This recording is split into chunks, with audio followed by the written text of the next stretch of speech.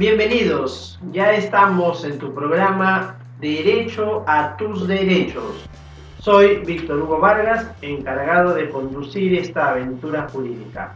Hoy día vamos a conversar sobre un tema de relevante actualidad.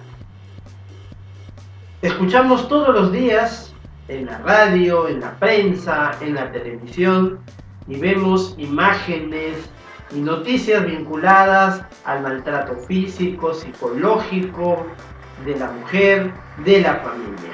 Entonces ya se dieron cuenta que hoy vamos a tratar el tema sobre la violencia familiar, la violencia doméstica, eso que se está convirtiendo en un flagelo de la sociedad y que antes no se evidenciaba tanto porque los medios de comunicación no habían puesto el foco en este tema, pero en los últimos años pareciera que la violencia se incrementa, pero no es así, amigos. Recién estamos empezando a conocer algunas cifras, algunos hechos, algunos casos de violencia que siempre ha existido.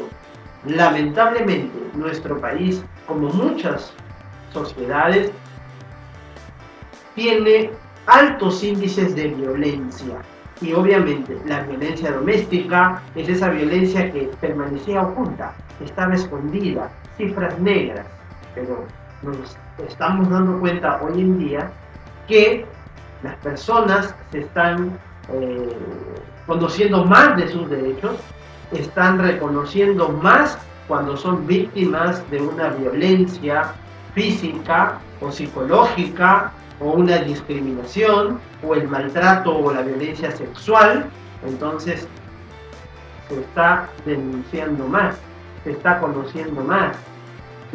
Las estadísticas de la policía, del Ministerio Público, del Poder Judicial crecen y crecen de manera incesante por los altos índices de violencia.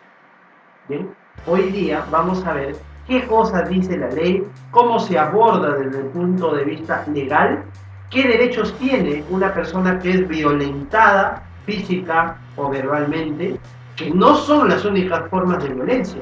La ley hoy día contempla la violencia económica, por ejemplo, la violencia por negligencia o por abandono, y ni qué hablar del maltrato o de la violencia sexual.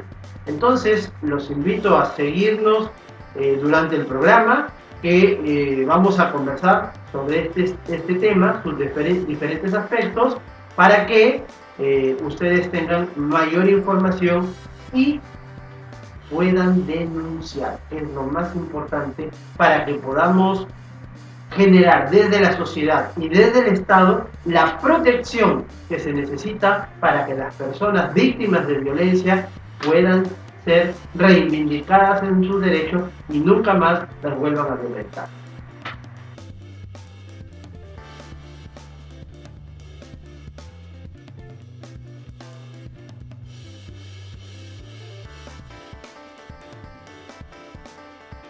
Ahora les invito a escribirnos a nuestro correo electrónico, que ahí lo tienen en pantalla, derechoa.tusderechos19@gmail.com. De igual manera, síganos en el Facebook, también nos pueden dejar allí sus inquietudes, sus consultas, sus comentarios, sus críticas, positivas, negativas, de todo. Nosotros recibimos todo y a todo le vamos a dar respuesta. También síganos por favor en el Twitter.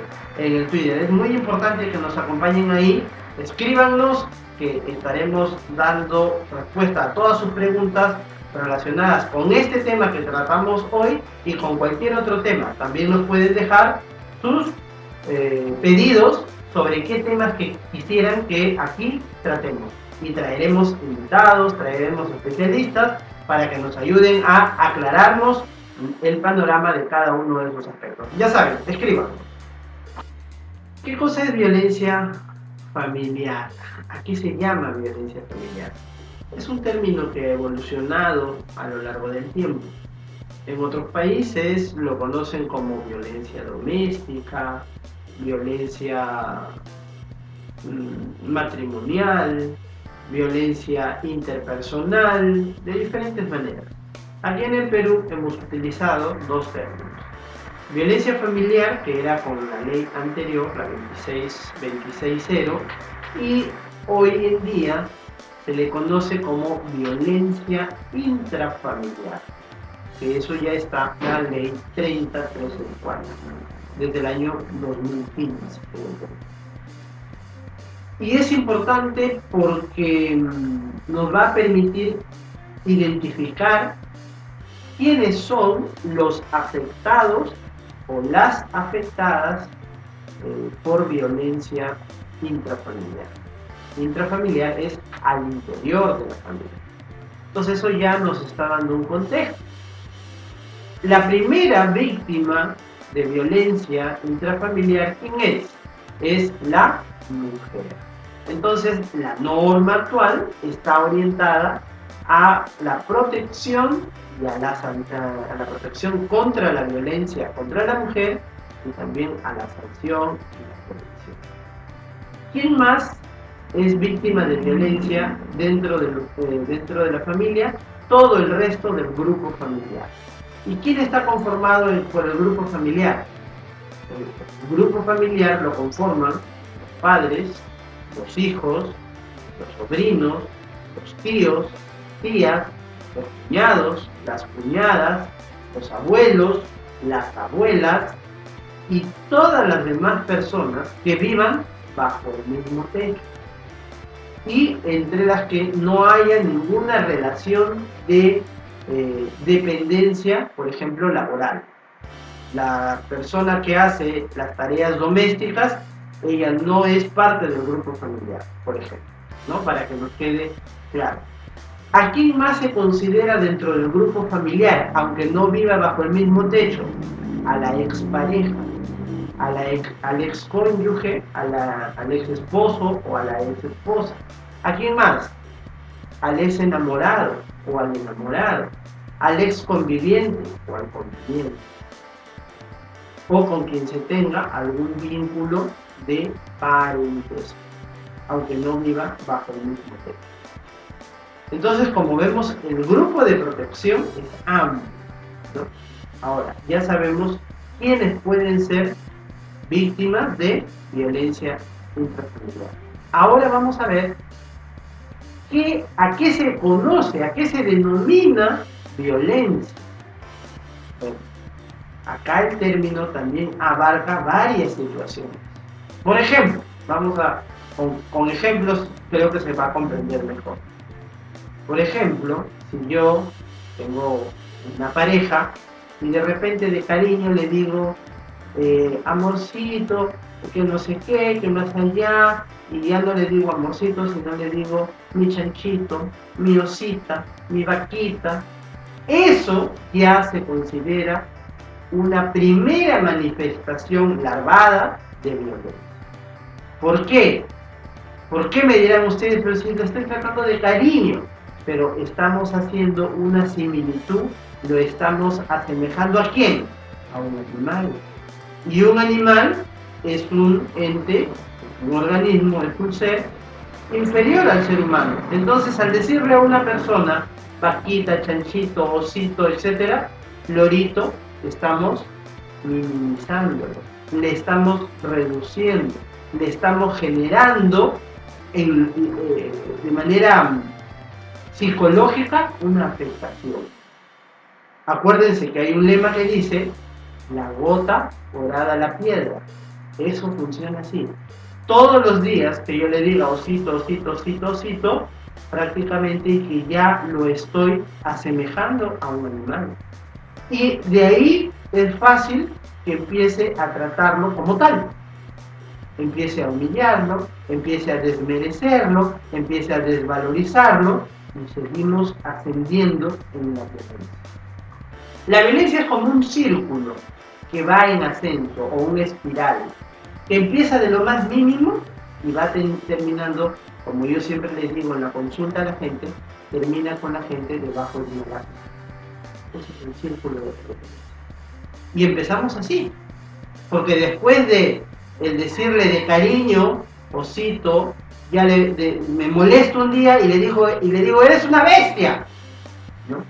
Entonces ya estamos pasando a otro nivel de la violencia.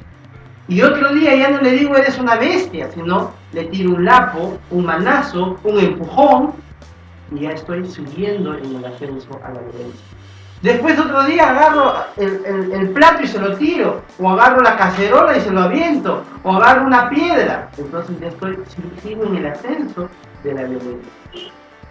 Así hasta que en cualquier momento cojo un arma, si tengo un arma a mi disposición, un cuchillo o cualquier cosa que le cause mayor lesión, hasta que terminan pues matando a la gente.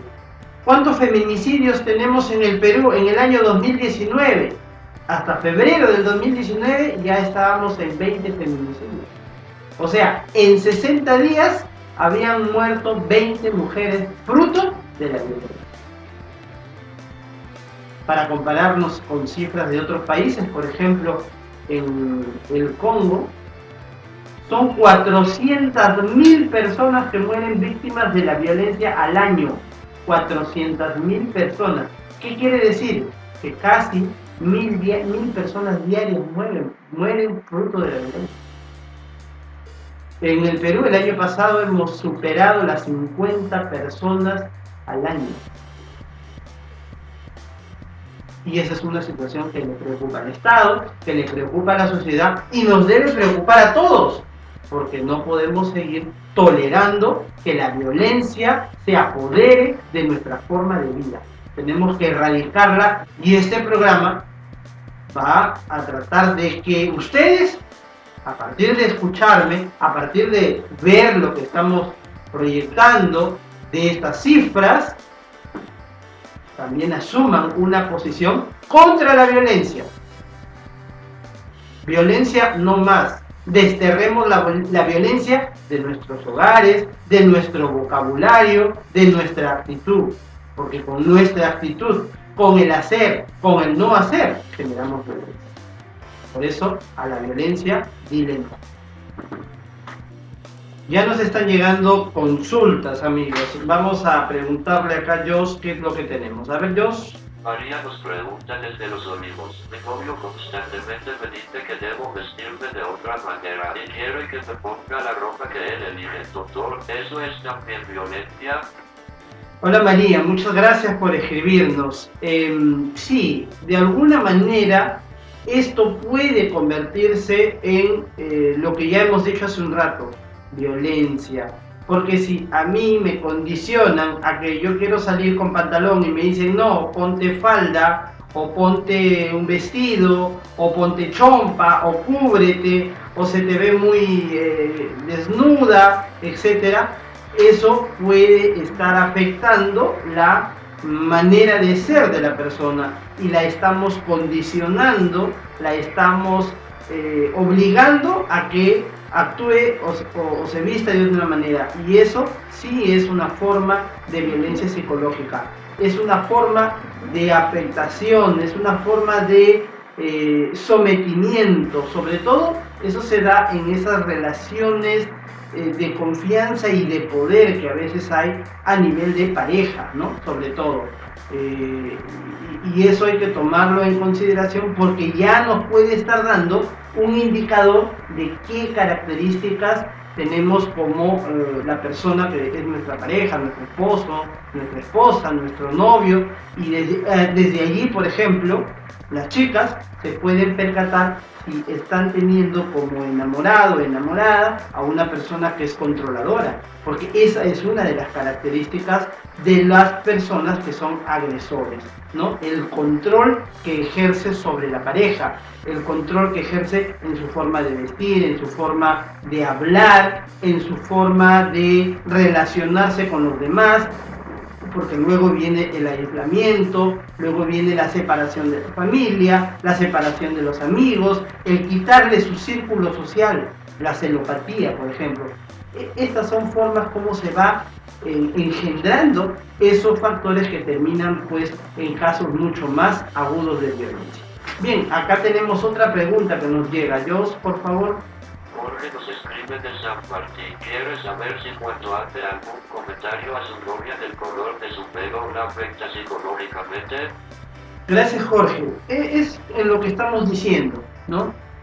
Yo le puedo decir a mi pareja, mira, el color que te has puesto en el cabello te queda hermoso, pero mucho mejor te quedaría este otro color.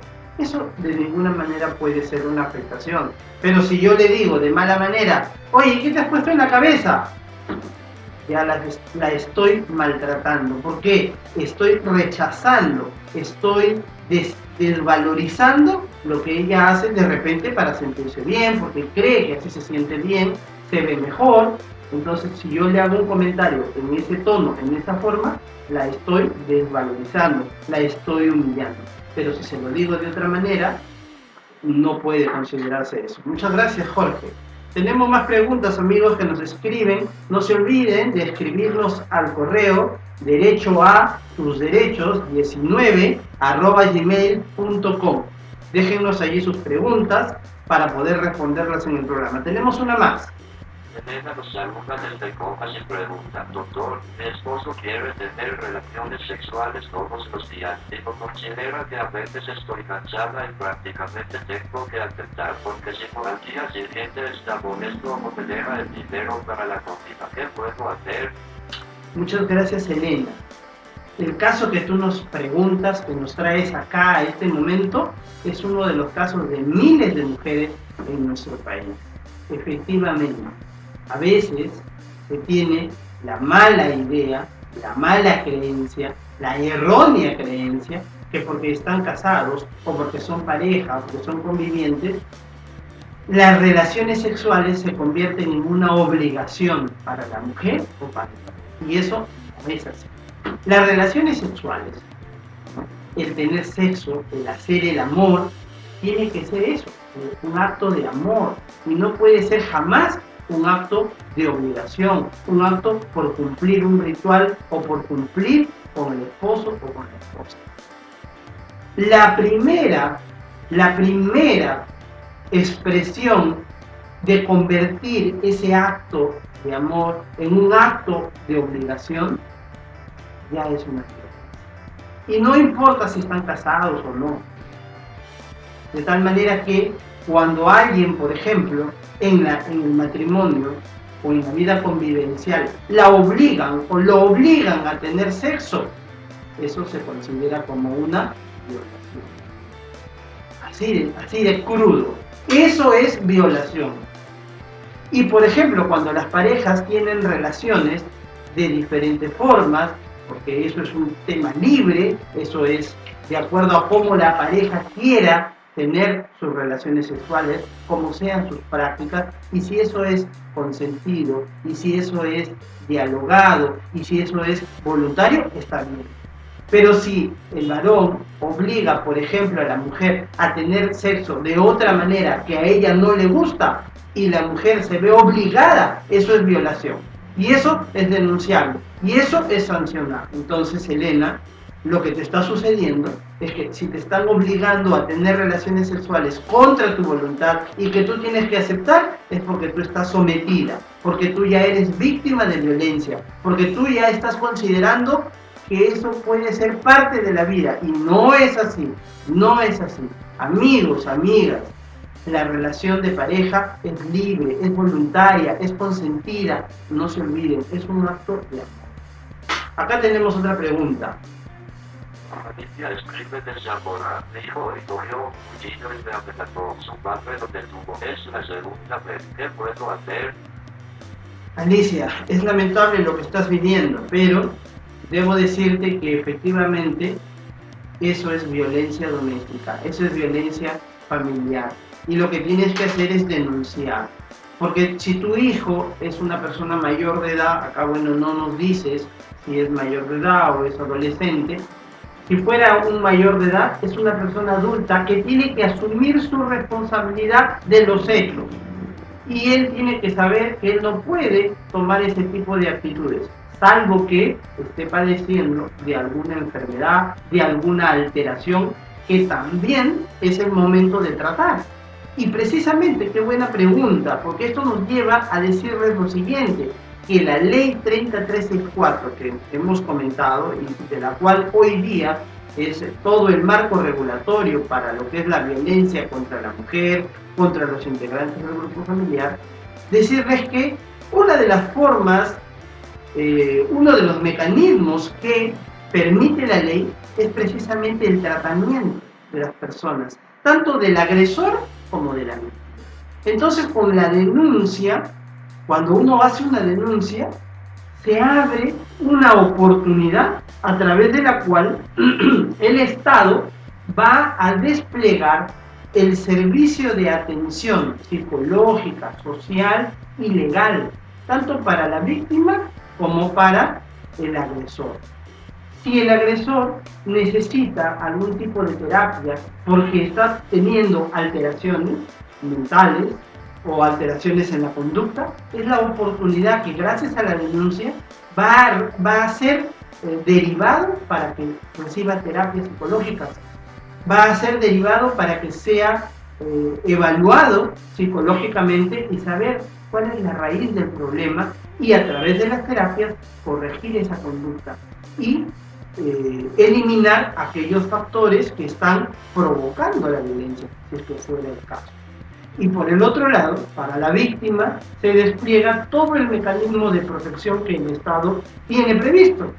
En el caso del Ministerio de la Mujer, a través de los centros de emergencia mujer, se abre la defensa legal, en primer lugar, también el abordaje psicológico de la víctima y su derivación en el caso de ser necesario, y desde el punto de vista social, la protección también social, determinando cuáles son los factores de riesgo y un plan para prevenir justamente que se vuelva a repetir la violencia. Entonces, eso es importante, la denuncia. No solamente es el hecho de denunciar y que lo metan preso o que lo castiguen, no. Es para justamente desplegar todos estos mecanismos que el Estado está desarrollando para prevenir y sancionar la violencia familiar.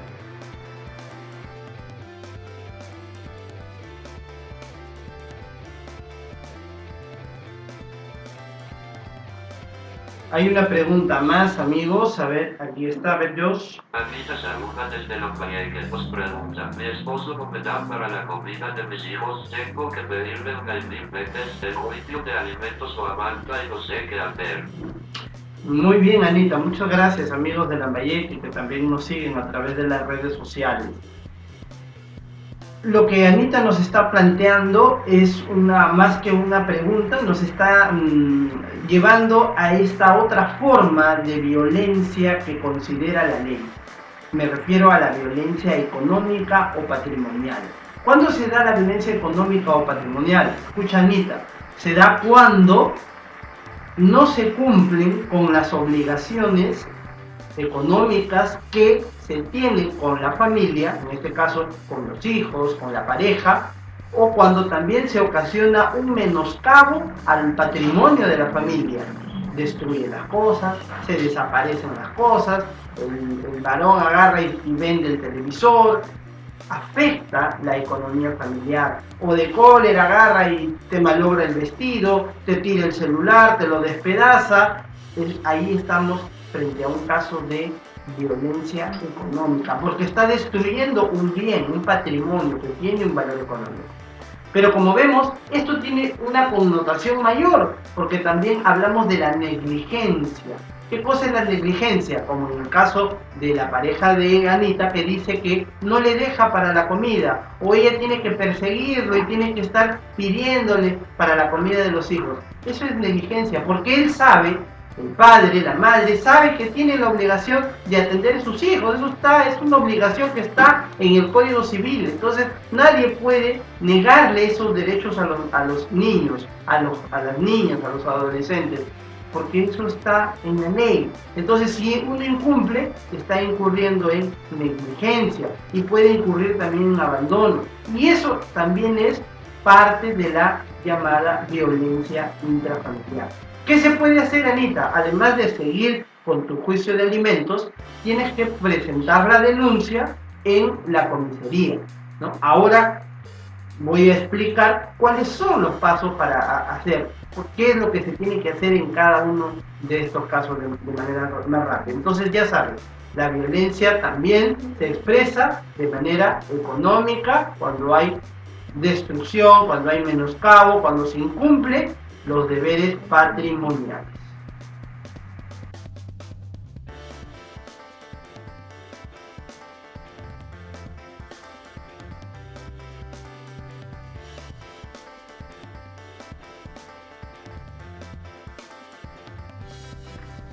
No se olviden, amigos, de seguirnos en las redes sociales, en nuestro Facebook, en nuestro Twitter, y escribirnos al correo derechoa.tusderechos19@gmail.com.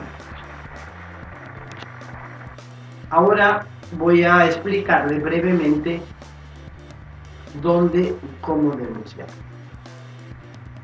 Lo más rápido que tenemos para denunciar es la comisaría de nuestro sector. Cualquier comisaría, aunque no sea donde vivimos, aunque no sea del lugar donde han ocurrido los hechos, tiene la obligación de recibir nuestra denuncia en forma verbal o en forma escrita. Lo más usual es que sea en forma verbal. Y una cosa más importante acá, ¿quién puede denunciar? Puede denunciar la víctima de violencia familiar o cualquier persona. Puede denunciar un niño, una niña, un adolescente. Y no necesita ir con una persona mayor para denunciar. O sea, la ley le está dando capacidad jurídica al niño, a la niña, al adolescente para poder denunciar cuando es víctima de violencia familiar. Cuando un vecino o una vecina ve que sus vecinos maltratan a sus hijos o que entre ellos hay violencia, también puede presentar una denuncia. Lo puede hacer en forma anónima, lo puede hacer en forma directa, utilizando los diferentes canales. ¿A dónde se presenta directamente la denuncia? Ya dije, a la comisaría. Ahí en la sección familia le deben recibir la denuncia, le toman su manifestación, le hacen la ficha de valoración de riesgo. Y con eso la policía tiene que al día siguiente, dentro de las 24 horas, enviar la denuncia al juzgado de familia. ¿Para qué? Para que el juzgado de familia, también en un término inmediato, 24 horas o 72 horas, cuando el caso es más grave, dictar las medidas de protección a favor de la víctima y las demás medidas necesarias para impedir la violencia o para impedir que continúe la violencia. ¿Dónde más puedo denunciar? También puedo denunciar directamente ante la Fiscalía Penal. Cualquier Fiscalía Penal o la Fiscalía Penal de turno de mi zona, ahí puedo denunciar. También en forma verbal o también en forma escrita. ¿Dónde más? En el mismo juzgado de familia, también en forma verbal y en forma escrita. O sea, tengo 3 canales directos donde puedo denunciar: la comisaría, la fiscalía penal o el juzgado de familia. Tanto en el juzgado de familia como las fiscalías tienen oficinas que están en turno las 24 horas, igual que en la comisaría. Igual que en las comisarías. El turno trabaja las 24 horas del día, los 365 días del año. No para, el sistema no para. Ni vacaciones judiciales, ni feriados. Así que todo el tiempo están ahí. Adicionalmente a estos canales, ustedes pueden también llamar a la línea 100, que es una línea especial del Ministerio de la Mujer, donde la van a orientar con mucha mayor tranquilidad y la van a orientar a dónde ir, a quién acudir frente a un caso de violencia. ¿A dónde más? Los centros de emergencia mujer, los CEM, que a nivel nacional tenemos alrededor de 350. En Lima, en cada distrito hay un centro de emergencia mujer. Algunos funcionan las 24 horas. En el Centro de Emergencia Mujer ustedes van a encontrar el servicio legal, un equipo de abogados, el servicio psicológico, un equipo de psicólogos, y el servicio social, un equipo de trabajadores sociales que van a recibirlo y le van a dar toda la atención que necesita para enfrentar estos temas de violencia. Desde el inicio, desde el soporte a la persona, desde el acompañamiento al momento de hacer la denuncia, desde la elaboración de los factores de riesgo y el plan de seguridad, y el acompañamiento, si es necesario, a algunas diligencias, por ejemplo, a sacar las cosas de la casa, por ejemplo, el acompañamiento en la cámara Gesell cuando son niños o niñas los que tengan que hacer alguna declaración, el acompañamiento a la persona frente a la fiscalía, al juzgado, en las audiencias, y todo este servicio que brinda el ministerio es gratuito. Adicionalmente a eso, si fruto de la violencia la persona necesita tratamiento médico por heridas, por alguna lesión, será derivado a un centro de salud donde reciba esta atención médica, los medicamentos, las terapias necesarias y todo absolutamente gratis. Lo que sí quiero decirles que es muy importante que una vez presentada la denuncia, le van a dar un oficio para que pase un peritaje médico legal, un reconocimiento físico de sus lesiones, si es que las hubieran, y un peritaje psicológico para evaluar si hay o no afectación o si hay un daño psíquico. Entonces, eso es fundamental porque son medios probatorios importantes para acreditar la violencia, para que luego, dictadas las medidas de protección, haya una sanción al agresor. Y la sanción, que puede ser hasta pena de cárcel o también trabajo a la comunidad, además de el pago de una reparación civil. Y eso es muy importante porque, por ejemplo, la violencia familiar puede ser causal para solicitar luego un divorcio, para solicitar luego una indemnización por daños y perjuicios, para solicitar la separación legal, para solicitar el retiro del hogar del agresor o de la agresora. O sea, tiene muchos efectos legales que es importante valorar para poder, a partir de la denuncia y el proceso que se va a abrir, poder tener todas esas ventajas legales que la ley está determinando hoy por hoy.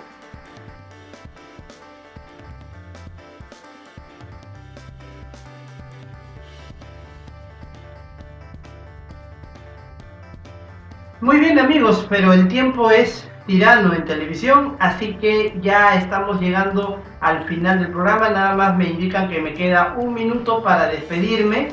Decirles que el tema no ha sido agotado, efectivamente quedo con el compromiso de seguir hablando de este tema en sucesivos programas, pero siempre quiero agradecerles a todos ustedes el que nos estén siguiendo en nuestras redes sociales, que vean este programa semana a semana, cada vez que anunciamos que vamos a publicar, y por favor síganos en nuestro Facebook, escríbanos a nuestro correo derechoa.tusderechos19@gmail.com, y también síganos en el Twitter y no se olviden de compartir.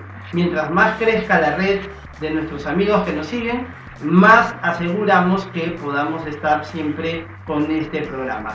No se olviden, cuídense mucho y a la violencia dile no, porque recuerda que hecha la ley no hay trampa.